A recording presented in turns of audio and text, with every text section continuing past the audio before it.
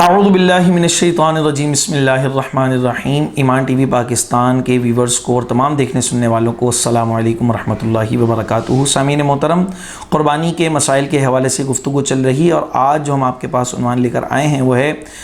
قربانی کی جو شرائط ہم نے آپ کو ایک ویڈیو میں بیان کی تھی، یعنی کن لوگوں پر وہ واجب ہے، ان کا آج ہم یہاں پر ذکر کریں گے۔ دیکھیں، ہر شخص پر قربانی واجب نہیں، قربانی جو ہے وہ خاص لوگوں پر واجب ہے، خاص شرط اس کے اندر پائی جائے گی اس شخص کے اندر تو اس پر قربانی واجب ہوگی۔ تو اس میں یاد رکھیں کہ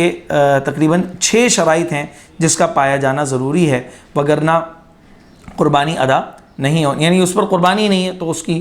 ثواب تو شاید اس کو مل جائے، لیکن اس کا جو وجوب ہے چونکہ واجب نہیں ہے تو اس کا وہ بھی ادا نہیں ہوگا۔ تو یہاں پر دیکھیں، سب سے پہلے ہے مسلمان ہونا،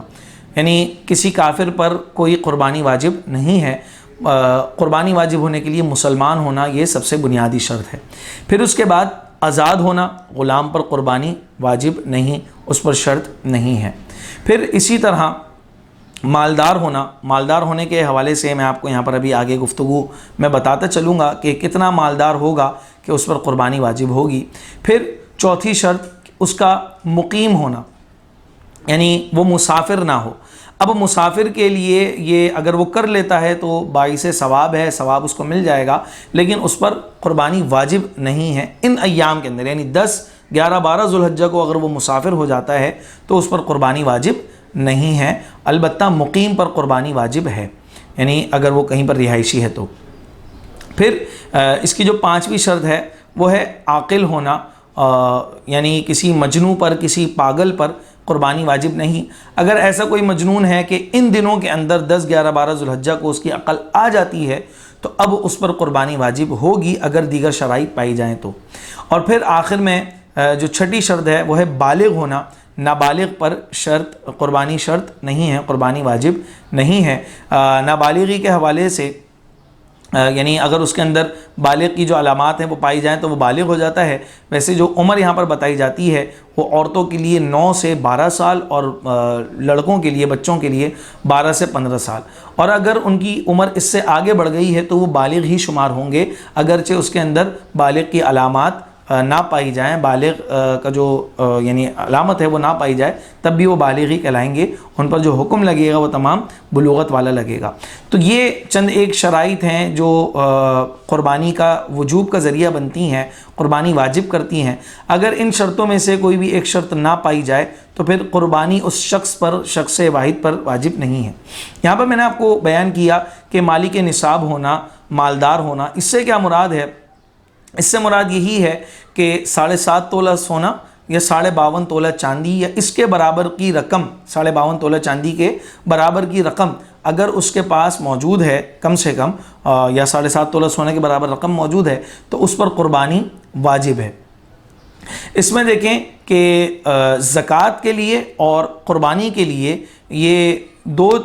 اس میں جو ہے نا وہ ڈفرینس ہوتے ہیں، دو اس میں اختلاف ہیں، دو مختلف چیزیں ہیں اس میں، یعنی جو دو ڈفرینس ہیں اس کے ذریعے سے زکوٰۃ واجب ہوتی ہے اور وہ دو ڈفرینس قربانی کے اندر نہیں دیکھے جائیں گے، اس کو ملحوظ نہیں رکھا جائے گا۔ ایک تو یہ کہ زکوٰۃ کے لیے ضروری ہے کہ حولان حول یعنی 1 سال گزرنا مال پر، یہ شرط ہے، جبکہ قربانی کے لیے ایسا نہیں، یعنی وہ غریب ہے، فقیر تھا اور ان دنوں کے اندر، ان ایام کے اندر اس کے پاس اتنا مال آ جاتا ہے کہ وہ کم سے کم 52.5 تولہ چاندی کی رقم کے برابر پہنچتا ہے تو اس پر قربانی واجب ہو جائے گی اگر دیگر شرائط پائی جا رہی ہیں تو۔ اس حوالے سے جو زکوٰۃ اور جو قربانی ہے ان میں 2 ڈفرینس پائے جاتے ہیں، یعنی زکوٰۃ جو ہے وہ ہر مال پر ایک تو فرض نہیں ہوتی، بلکہ وہ مخصوص مال ہے جس پر زکوٰۃ فرض ہوتی ہے، جیسے مال تجارت یا جو مال نامی ہوتا ہے ان سب پر زکوٰۃ ہوگی، اور